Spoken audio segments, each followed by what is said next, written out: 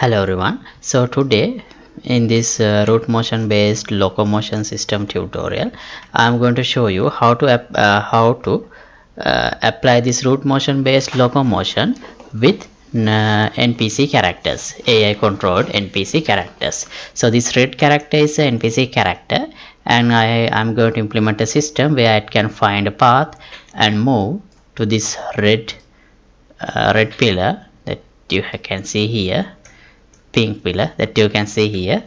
The character will move to that, but that's not a big deal. We can do it in Unreal. It's not that hard. But the special thing is, like, the NPC character is also using the Rootmotion based locomotion system that we have implemented in this series so far. So here is the demonstration. I'll play from here and I can watch this character is going to the desired location.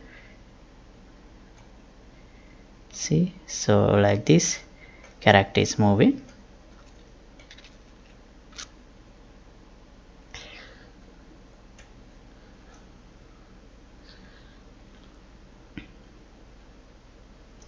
And the character is reaching to the destination like this. So it successfully reached the given destination.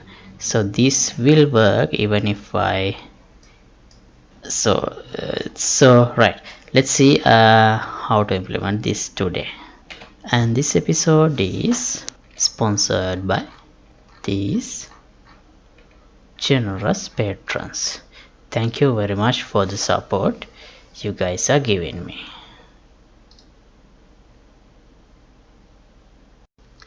Okay, so far we have this character which is controlled by the player, and we haven't actually tried to use this Rootmotion based system anytime before now in any of the previous episodes. So first let's create an NPC character. Well, I'll just extend the same character. I'll call this NPC. And just to give a visual distinction, I'll create a material instance of this and change the color so that we can identify the NPC clearly. Right, then let's assign it. Okay, this is the NPC character. I'll place it in the world. Okay, now let's go here. So in order to find paths for NPC characters, we need a nav mesh. So let's create one.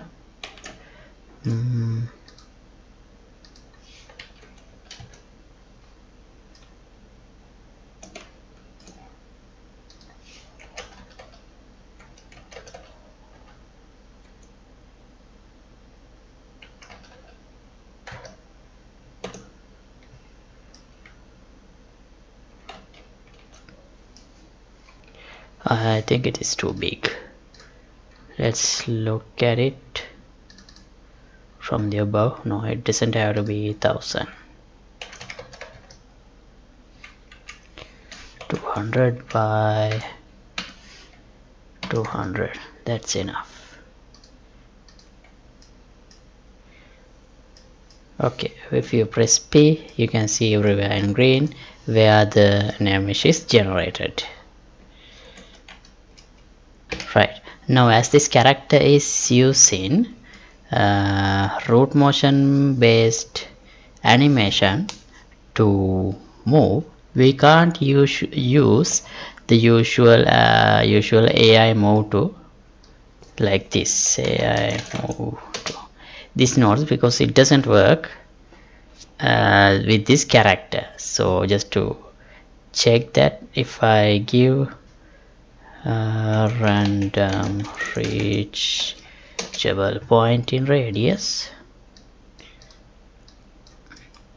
as the origin, I'll use get actor location, that means the current location of the actor, and I'll give the radius 2000. So if it is working, the character should move, but the character is not moving. So sorry, here we have to give self as a reference, otherwise it wouldn't work anyway. But if I do that, you can see the character is not moving. But if I remove this animation blueprint, let's go for a custom mode and won't assign anything, so character will be like this. Then if I play the game, you see the character is moving.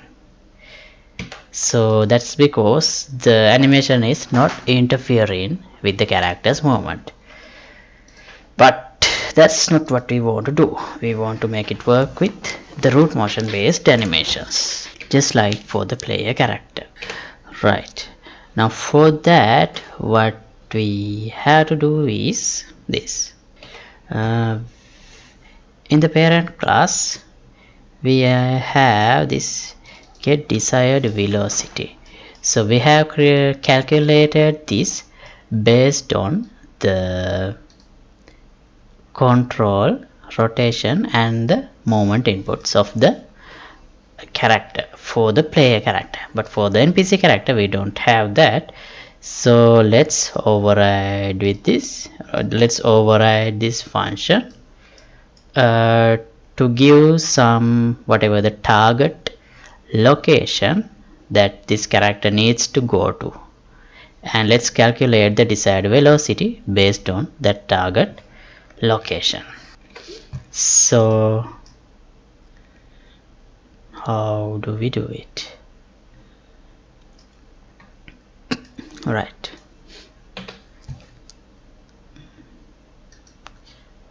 let's define a variable.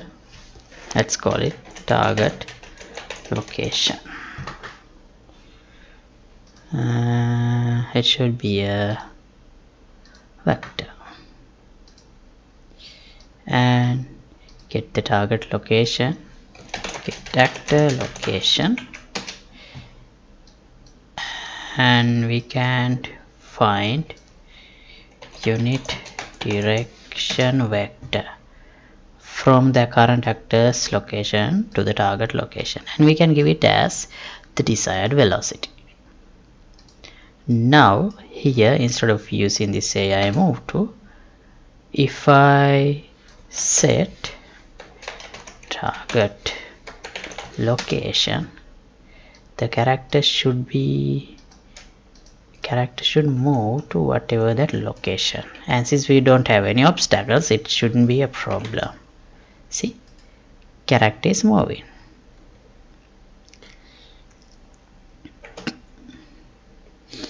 And when the character reached that location, he would simply stop like that. If I give another location, now character is rotating because right, yeah, that's because of the height of the character. Maybe he's trying to reach a point on the ground. So I'll clamp this. No, let's have a branch,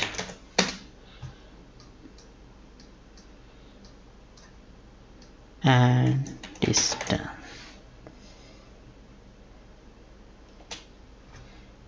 Calculate the distance. If this one is larger than, let's define another variable, acceptance radius,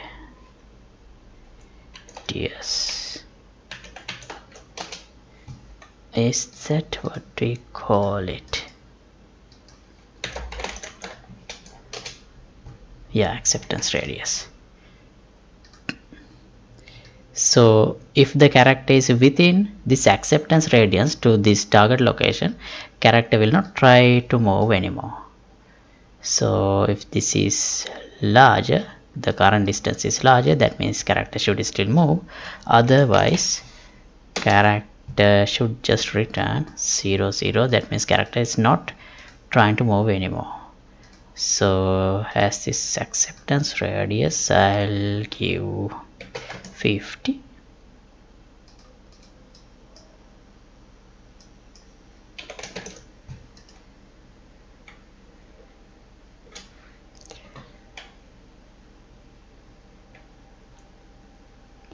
See, now character stopped there and waiting. Oh, it is still turning. Maybe acceptance distance is, oh, it's still true. Let's see what's the value.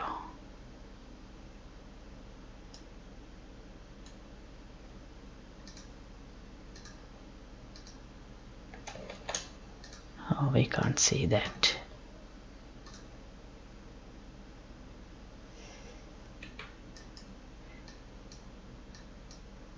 Let's print the value we have here.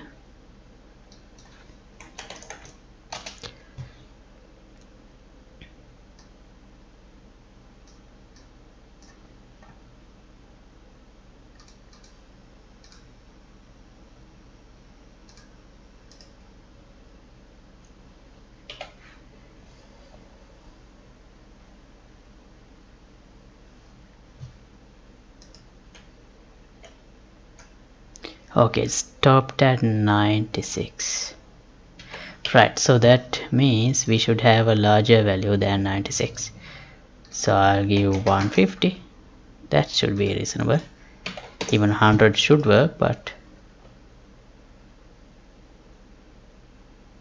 yeah, now character stays there. Maybe 150 is a little too high. I'll give 120.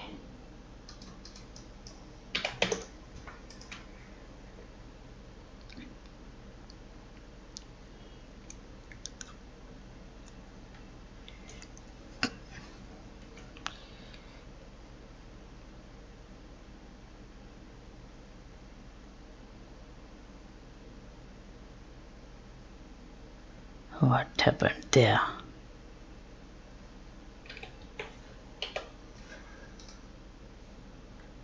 Shall we keep 150?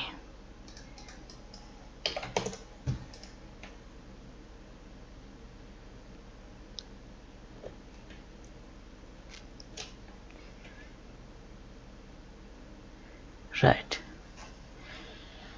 That seems good enough to me. Okay, now but this will not work if there are obstacles here in this scene.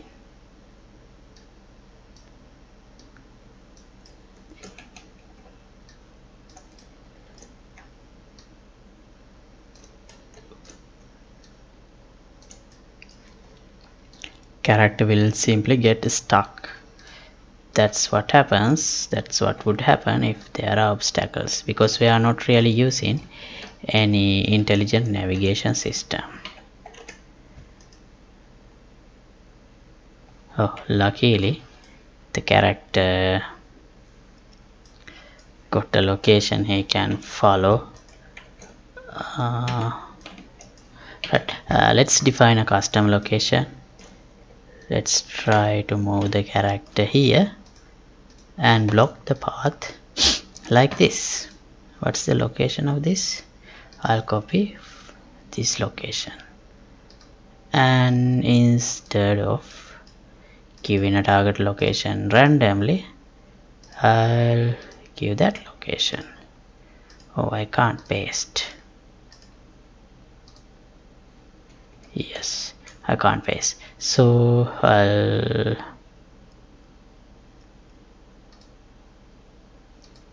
let's make this public.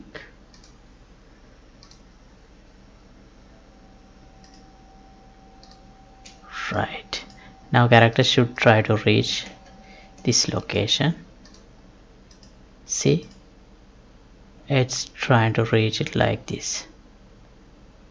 And oh wait, where is he going?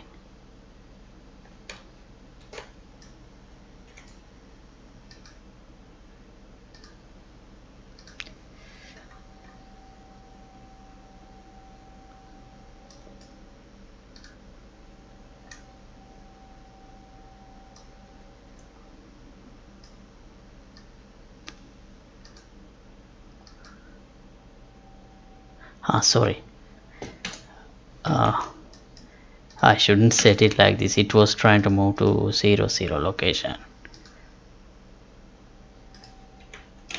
Yeah, now if I place a character in a place like this, character will go there without any issue, because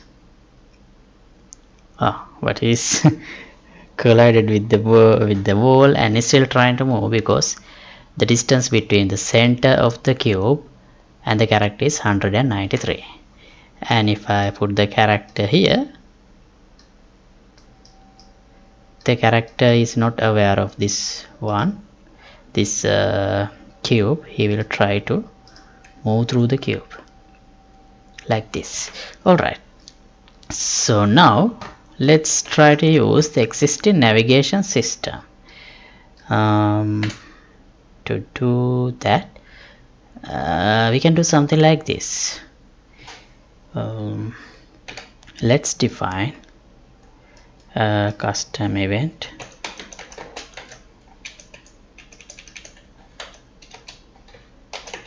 move go to, and as an input I'll get a vector target. Now find path to location synchronously. So this is the path end. Path start is get actor location. Right, now from this we can get path points with this return value, and let's see what are the values we get here by drawing a debug line on these points. So for each point I do a debug line. Line start is this point itself, line end is, let's add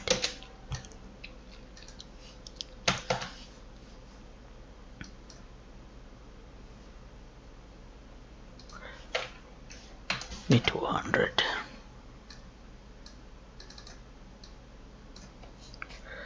Duration I'll keep this for 50 seconds, thickness 10, color red. Right, now let's call go to using the target location, and I'll temporarily no need to do that. Right, now here is the character. If I play the game, now you can see this from this red line, this is the path that we generated from the navigation system. So let's try to use this path, these points, to move the character. Okay, How do we do that?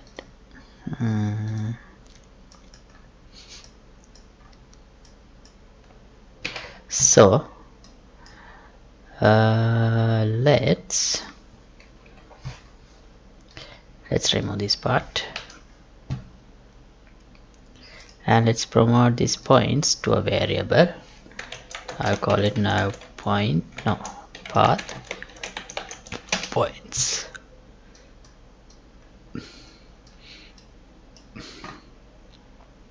First, if I have any existing points, let's clear it, because when I call it a second time, no, actually it will be automatically cleared when I set them like this.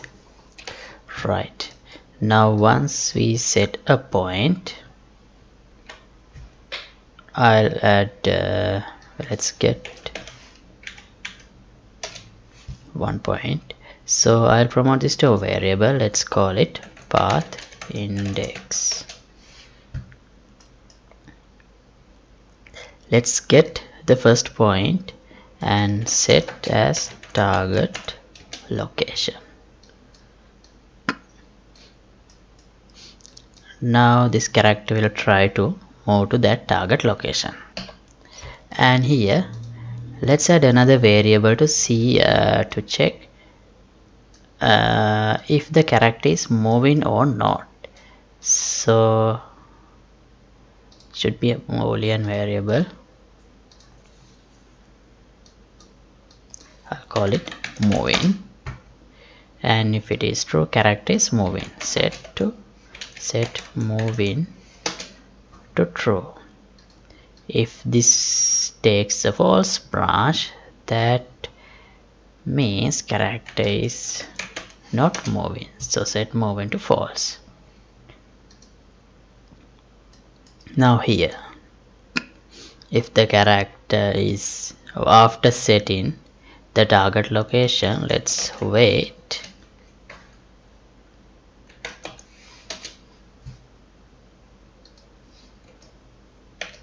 One second. And check if we are still moving. If true, wait another second recursively. Otherwise, increment the path index, and then when we call this function again, we have to set path index to 0. Otherwise it will be a problem when we call it in the second time. And if path index, after incrementing, we have to check if the path index is less than the number of elements we have in this path points.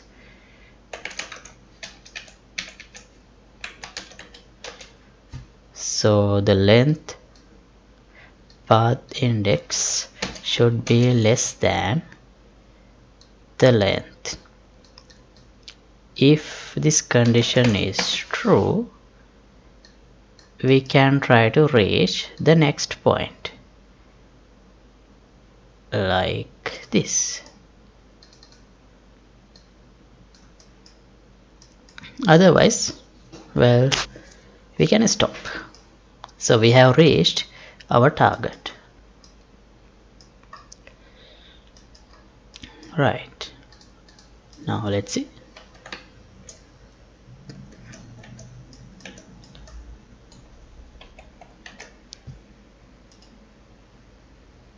See, our character is taking that path given from the navigation system.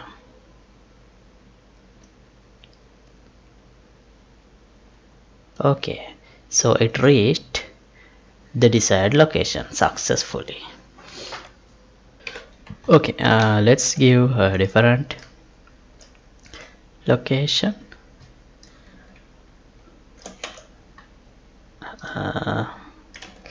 Let's make the navigation a little harder.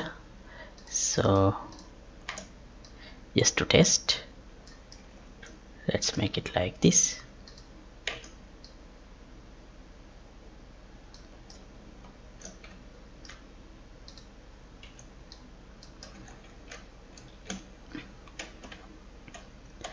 And now let's see how this character reached the destination. Okay, character turns and go that way.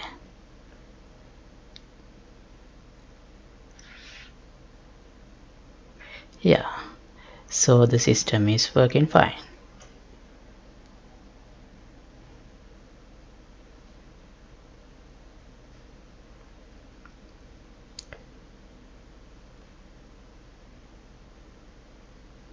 Alright, so I think we can stop this episode right now, right here. And as always, project files will be available for the download through the Patreon page. Link would be in the description below. And if you would like to support my work, you can get the membership of the Patreon club. So thanks for watching. See you in another episode. Goodbye.